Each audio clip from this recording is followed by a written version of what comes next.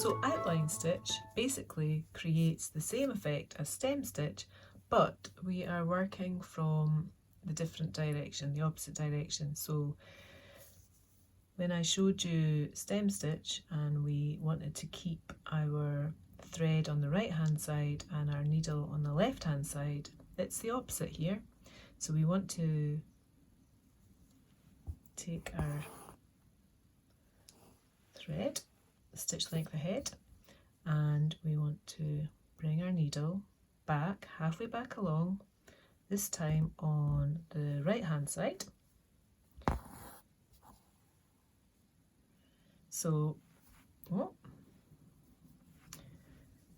want to go stitch length ahead, bring our needle back, halfway back along, which is basically the end of that first stitch, and we want to bring our thread out on the right hand side. So by keeping our thread always on the left hand side, then we'll always make sure our needle comes out on the right hand side.